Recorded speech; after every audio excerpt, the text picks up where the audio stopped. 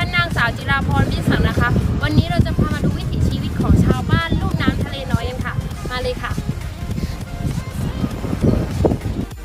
ค่ะ เรามาดูวิถีชีวิตของชาวชุมชนลุ่มน้ำทะเลน้อยกัน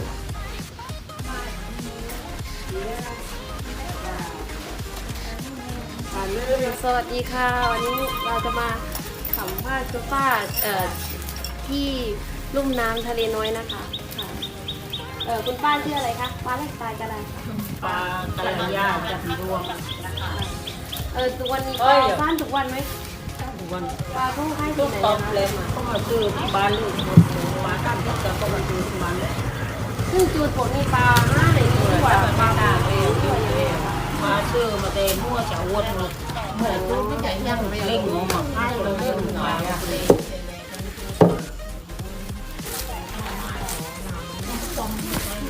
ไม่เกินโรคปีนึงกินประมาณกิน ค่ะวันหนึ่งปลาซ้ำได้สักกี่ลูกได้อะคะ ได้ร่องลูกเลย อ๋อก็คือซ้ำเรื่อยๆไม่ได้อะไร ตั้ง นะ เลยกำก็ยึดไปนั่นแต่ละวันก็หลังวันก็ได้ทักโรยกันนะแต่วันก็ไม่เป็นแบบนี้หินสวยงาม ไม่พวกกินหัวใจเนี่ยหลังตีเต้าวันลูกพ่อไม่โตเปล่า เขาดูตอนนี้ป้าต้องลงดูการลงเรียนอยู่ ไม่ลุงมันนั่นสามารถได้เลยแต่ว่ามันสามารถทำมันอย่างโตอย่างนี้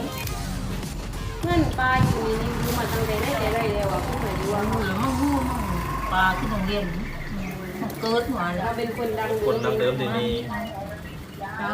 นี่เปล่า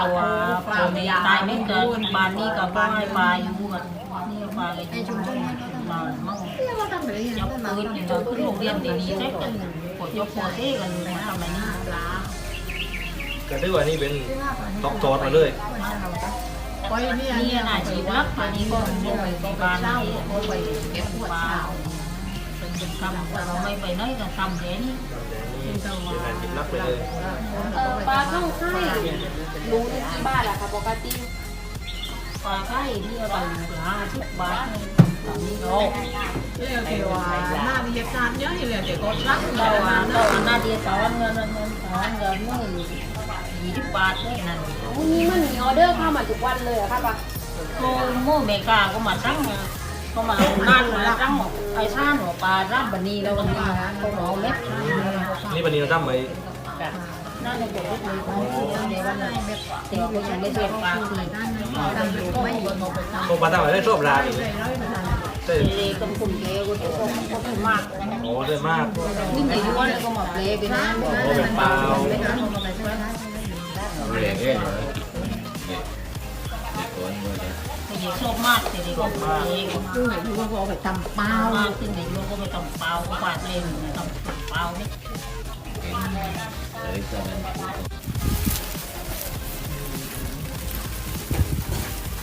นั่นจะไงนะ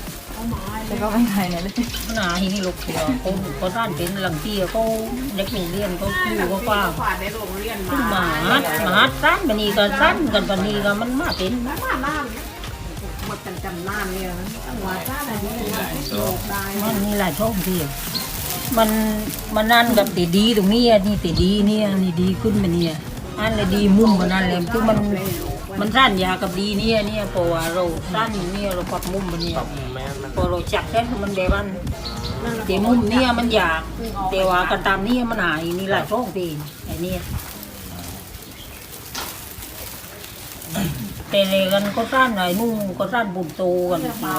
เขาปรับได้เป็นเนี่ยเขาปรับเขาลงได้ปรับได้เป็นเนี่ย ให้มันอยู่ตรง ซึ่งในยวมเขาหมายสั้นในนี่หมาก ไม่นิยมอะไรเลยอยู่ มันก็มียุ่งกันแล้วแต่ว่าไม่เมื่อในนี่เขาโอนจังมันเนี่ยแต่เลยกันสั้นปลาก็สั้นบุญโตใช่ซี่มันเป็นดาวเป็นลูกคนได้คนนั้นเนี่ย ครับ ไม่ไม่จริงๆเลย ไอ้เนี่ยกมาทิพย์นี่ปลาด้านกมาทิพย์ เป้าลูกเนื้อะค่ะป้าชายกี่กรัมได้อะคะ เปล่ากำนึงก็ได้ซ้ำเส้นได้ ถ้าลูกถ้าลูกได้ ซึ่งอันนี้เราอันนั้นป้าไปกลิ้งกับตีนดีแล้ว ป ปลาไปตั้งซึ่งปลาปริงมาคุ้มก็ต้องคุ้มเลยปลาไปกินใช้ได้เงินมาลงกันมันเด็ดมันตายเลยที่ปลาไปกินก็จะได้ย่างนี่แต่เดียวก็ต่อที่ไม่อันนี้ก็พูดไม่มาไหน ค่ะ จากที่เราได้มาดูการสานกระจูดจากชาวบ้านชุมชนทะเลน้อยนะคะ เราก็จะไปดูการรีดกระจูดกันค่ะ ค่ะนี่ก็เป็นชุมชนของชาวบ้านทะเลน้อยนะคะ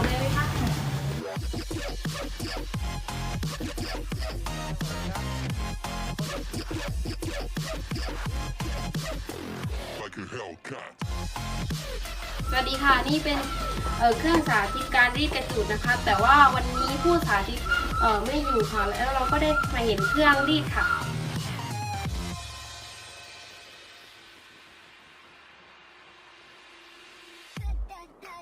ครับแล้วก็จากสินค้าที่ชาวบ้านได้จัดสรรกันเหมือนที่วิดีโอข้างต้นที่พวกเราพาไปดูนะครับ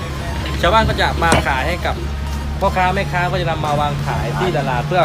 โชว์แล้วก็ขายกับนักท่องเที่ยวนะครับเชิญชมได้เลยครับก็จะมีสินค้าเหมือนกับเป็นหลายประเภทมากมายนะครับ เช่นกระเป๋าอาจจะเป็นเสื่อเป็นเครื่องจักสานต่างๆนะครับนี่นะครับ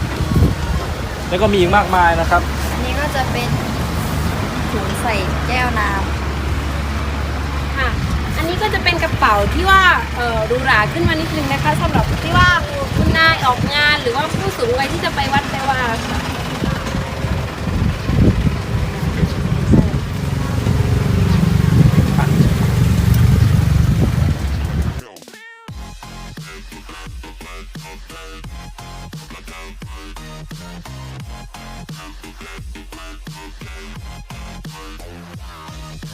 ทำเครื่องเกงได้เลย เลื่อนมาไปเลยที่ทีวี มันดีว่าเนื้อเหลือคนด้านนี้กันหมาย ผู้ฟ้านี่ก็เย็บมาเลยทำเป็นเกง ไม่บานไม่อดด้าน อ๋อ เดี๋ยวนี้ในจุดนี้ใกล้เดี๋ยวนี้มีปานปลายเดียวก็ถือว่า บานไม่บานเลยนะจ๊ะพวกไอ้บานมุ้งบานหลังเนี่ยทำในเสือนี่นะเสือ แยกร่อง กับเสือไก่ปลา เป็นบ้าน ไก่ เรา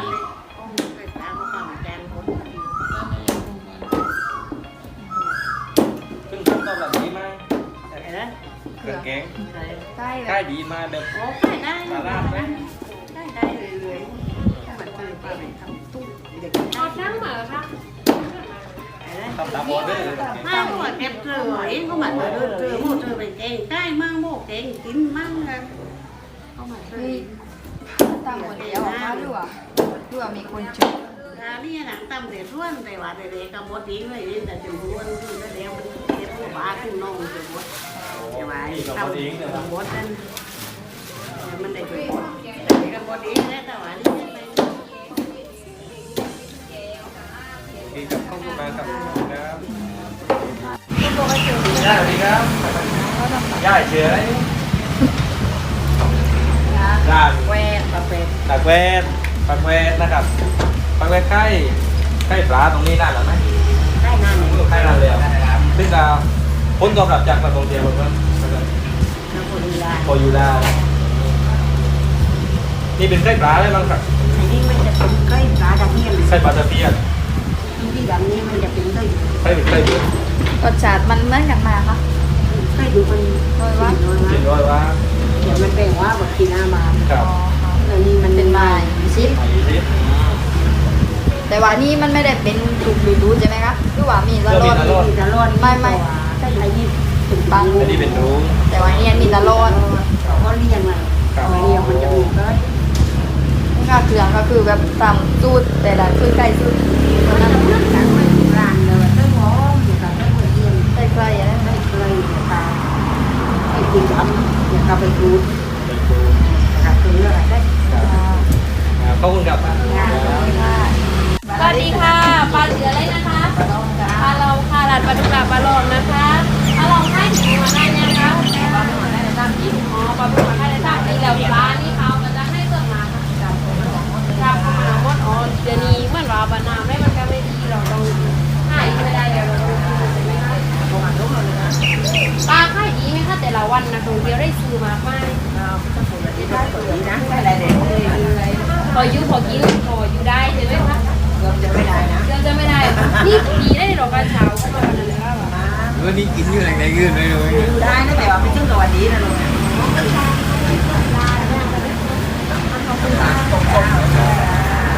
ค่ะวิดีโอนี้เป็นการศึกษาวิถีชีวิตของชาวบ้านชุมชนลุ่มน้ำทะเลน้อยนะคะ หากผิดพลาดประการใดกลุ่มดิฉันต้องขออภัยไว้ณโอกาสนี้ด้วยค่ะ ขอบคุณค่ะ